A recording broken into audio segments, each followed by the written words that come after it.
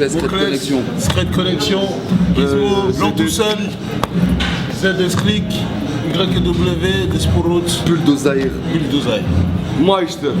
Oui, aussi. Ok. Donc on va commencer avec le premier morceau. À la base, le goût suffit, j'avais posé tout. C'est une des seules collaborations qui s'est pas vraiment faite ensemble. À savoir que moi, Willy il m'a ramené ce beat, tu vois, comme c'est lui qui réalise le projet. Un jour j'étais tout seul au sud, paf, il me ramène ça. Je m'enferme avec l'instru dans le sud. J'écris une petite heure, je crois, j'ai chié 2 couplets. Et en fait, moi je fais pas beaucoup de trap musique et c'est un univers qui correspond beaucoup à Despo. Donc c'était un peu une évidence après de lui dire bah viens chier un 3e couplet dessus parce que le morceau il est super énergique étant donné que j'avais déjà fait Tagada Pink avec Moclès. Tu vois, on voulait pas, enfin c'était pas une obligation de faire une autre collaboration que nous deux, mais il y avait Cœur de Porcelaine, il y avait Tagada Pink avec Moclès et le projet c'est jamais 203, tu vois. Donc voilà, troisième morceau où on se retrouve qu'à 2 sur le projet. Et voilà, Despo, je crois que c'est sur cet instru-là que t'as gratté. Ouais, Despo il est venu au studio, il a gratté sur le beat, il a posé son couplet et voilà, il est né comme ça. Le masque, en fait c'est un thème que j'avais depuis un petit moment dans la tête et tout, depuis beaucoup d'années en fait. Et je suis venu au studio et on cherchait un morceau à faire et donc je suis venu, j'ai dit ouais voilà moi j'ai un morceau, ça s'appelle Le Masque, ça parle de voilà comme quoi on a tous un masque, etc. J'ai posé mes quelques lignes pour poser un peu le décor et voilà de là chacun il est parti dans sa vision du masque, tu vois ce que je veux dire. Donc Despo il est parti dans sa vision du thème, comment il l'a abordé et Giz pareil tu vois, après il y a eu le refrain, c'était intéressant. De se partager les tâches, tu vois ce que je veux dire? C'est vrai. Despo, il a enchaîné direct avec son univers, ses mots à lui, sa vision du crash. Gizmo, lui, il a écrit le refrain, tu vois aussi. Voilà, l'instru, c'est kilogramme. Kilogramme, Ouais, voilà, déjà. C'est vrai, kilogramme. On casse sur kilogramme de Bordeaux. Le rendement... C'est Moclès qui amène la prod, je crois, du rendement. Ouais. En fait, le rendement, c'est un morceau... c'est un truc que j'avais gratté un début chez moi, tu vois. Ouais. J'avais gratté le premier couplet avec l'instru de Krone, tu vois. Krone qui m'avait envoyé des prods et j'ai commencé à gratter un texte et c'était le début du rendement. Et voilà, après, pareil, hein, c'est une pierre que j'ai apportée. Willy, il a donné aussi 2-3 directives par rapport à la réalisation, la structure. Et chacun il est parti dans son délire. Moi, pareil, le refrain en passe-passe, c'était une bonne expérience aussi. Ouais, pareil, c'était un truc écrit. Pour le coup, pour la conception de ce morceau, elle est très rap français. Tu vois, c'était très rap français. Genre, il n'y a pas trop eu de concept. Ouais. C'était vraiment brut de rap. Quoi. Le premier mot, la première phrase dans mon quartier. Ouais. Dans mon quartier. Le trafic est très rarement interrompu. C'était très brut de rap, tu vois. C'est quartier. Les refrains, ils sont passe-passe. Ouais. C'est un morceau vraiment connexion à 100%. On est partout. On est local. Respectez l'adversaire, n'empêche pas. On est calme. On est au calme. On est au calme. On est partout. On est local. On a plus de doute. On est au calme. On est partout. On est au calme. Le banger. Hein. Ah, le banger, hein, on est au calme. C'est la machine de guerre du projet. Celui-là, je sais pas s'il y a grand chose à dire dessus, hein. Il était simple, hein. Il était fluide à faire. Ouais, c'est vrai que là, t'as apporté quand même le refrain, tu vois ce que je veux dire. Ouais, c'est vrai. Il y a la grosse parce qu'il y a un truc qui a la particularité de cette Despo, il fait des refrains très gimmick. Voilà. Tu vois, Moclès et moi, on aura tendance à faire des refrains où justement on a tendance à synthétiser ce qu'on raconte dans tout le morceau, que Despo a des refrains très épurés qui des fois, c'est juste des ambiances. Ouais. Tu vois ce que je veux dire? Par exemple, moi j'ai écouté des morceaux de son prochain album, il y a plein de trucs, c'est des ambiances, c'est des trucs. mais c'est pas moins complet qu'un autre refrain où il y a 15 000 mots, c'est pas ça que je suis en train de dire. C'est que vraiment c'est un univers très particulier et c'est charmé, tu vois ce que je veux dire. Fabio à la prod ouais. de On est au calme. On est au calme. Fabiolito. En plus c'est Moclès. C'est un jour Willy il a dit à Moclès, bah, je te laisse. Ouais, vas-y, tu peux. Il a dit à Moclès, ce serait bien que dans l'album il y ait un morceau où Despo et Gizmo ils rentrent dans.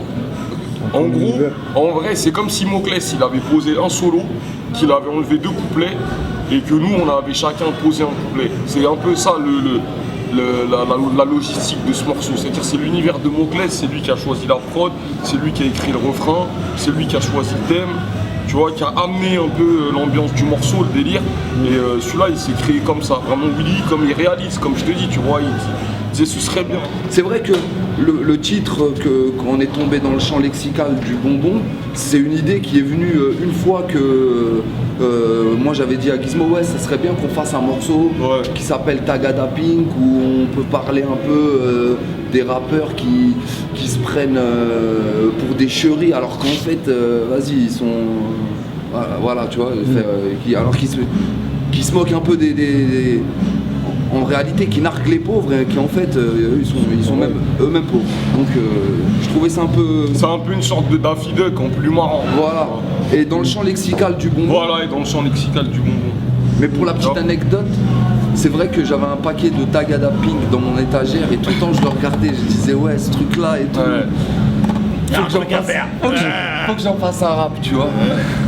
Je sais pas, mais c'est comme ça, tu vois. Après Gainsbourg, il a toujours dit on peut faire des chansons avec des objets, tu vois. On peut parler de tout. Le tout est de savoir comment le tourner, tout ça, tu vois. Donc ouais, pourquoi pas nous, tu vois, dans le rap aussi. C'est comme le même gars qui a fait. C'est Chouko. Chouko, un Allemand. Merci. Cocaine Cowboy, c'est un scénario de. Ouais. Enfin, un storyboard de base de Willy Barge. Ouais. Moi j'étais à Bicos, je me rappelle, en train de, je crois, signer des feuilles SACEM. Il m'appelle, il me dit ouais, t'es où, tout ça. Je dis ouais, je suis là, il me dit il y a un truc de ouf là, va falloir que t'écrives un texte de keuf. Je sais pas, tu vois ce que je veux dire. Et en fait, regarde, il m'appelle, je te laisse continuer. Bah moi j'étais pas là. J'étais pas à côté de toi, mais bon. En fait, il m'avait dit, tu vas être un keuf et tout. Moi je comprends, mais il me dit, même si tu comprends pas, c'est pas grave, t'inquiète, je sais que t'as une imagination débordante. Imagine que t'es accro à l'alcool, ça c'était pas dur. Que t'as une quarantaine d'années, c'était pas dur aussi, puisque en vrai.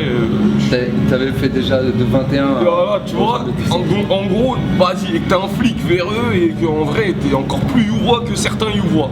J'écris ce truc là. J'arrive au studio, et là en fait, il me raconte un film.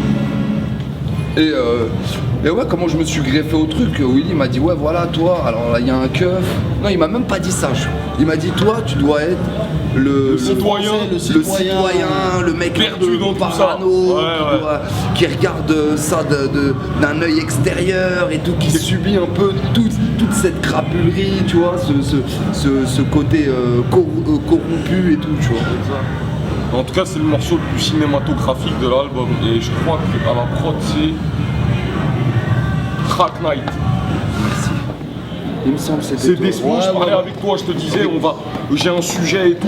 J'aimerais bien qu'on décrive les trois stades de la Yves, du premier au troisième âge. Après, tu m'as dit, ouais, on le fait s'écharmer.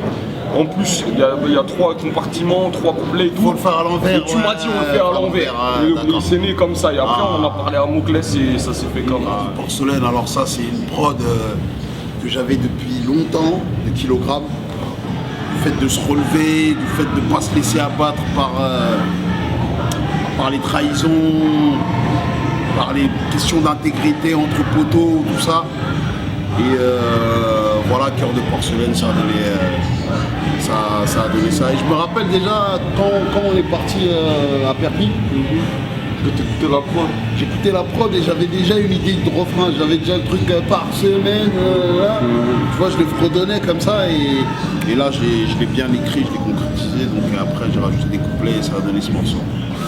moi franchement ça m'intriguait, tu vois, je cherchais à vraiment comprendre, tu sais, des fois il n'y a pas mieux comme explication que quand le mec il te fait écouter ce qu'il a fait écrit, tu vois, et j'écoute le truc de Despo, je fais ah d'accord, je vois ce que tu veux dire, maintenant je comprends, tu vois. Pour ceux qui comprennent pas quel français tu parles, c'est un peu, tu vois, c'est un peu une daronne qui dit à sa fille qui fait une connerie, putain, tu vois, putain, elle dit putain, c'est putain, la définition du mot putain. Voilà, tu vois ce que je veux dire. Si on connaît la définition, c'est pour ça qu'on l'a. Ça y est, fille qui la regarde, qui dit mais maman, tu parles quel français là? Tu vois, qu'est-ce que tu sais, putain, c'est une insulte quoi, à la base. Et voilà, c'était un peu ça le morceau. Après, chacun est parti dans son délire et à la prod kilogramme. C'est moi le titre. Le titre c'est moi. Ouais. Le titre c'est moi le titre et l'instru c'est. Oh, c'est Dorothée. Ouais. Ouais. Et je pensais comme ça, je disais mais tout le monde veut devenir balèze dans le rap français, tout le monde veut devenir costaud. Bah, salut les musclés, tu vois, comme on a tous des gabarits, des gabarits fins ou petits ou.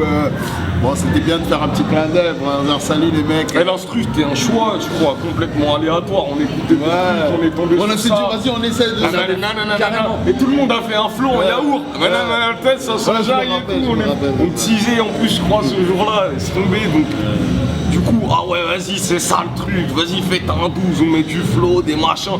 Et surtout, on arrivait sur la fin du projet. Donc, il y avait un peu, pas de relâchement, mais. Cette descente de stress de on a passé le plus dur, tu vois.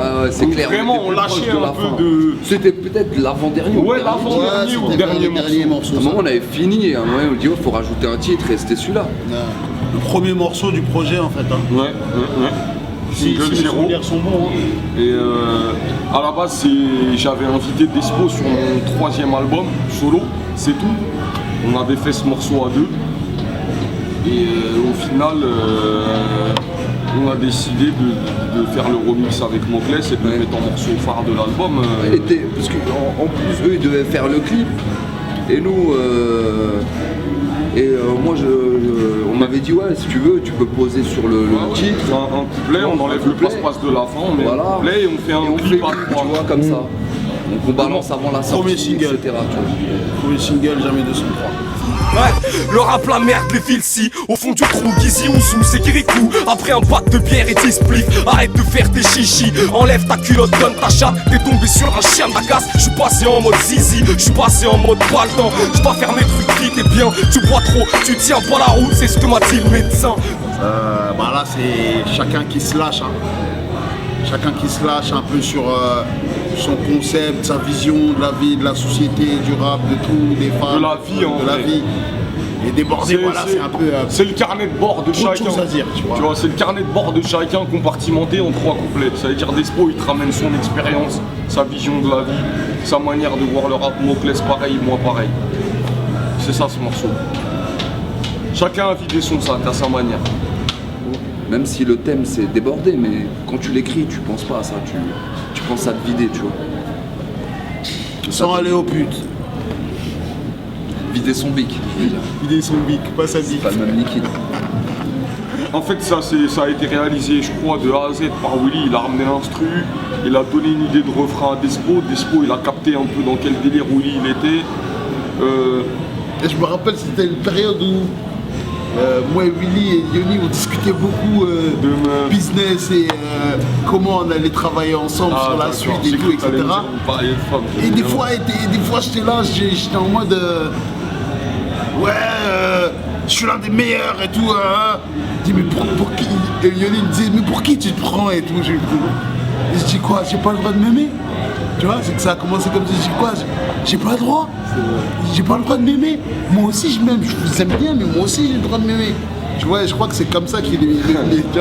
L'idée du refrain elle est venue comme ça. Ça se laissez-moi, on se parle. Voilà.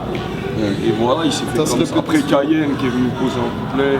Le dis-moi, moi aussi je m'aime. Ouais, moi, il est lancé comme ça. Moi aussi je m'aime. Ah, ça c'est. J'ai été à Marseille, j'ai été voir le rap pour faire un morceau. Et voilà, on a fait nous tous les deux couplets à Marseille.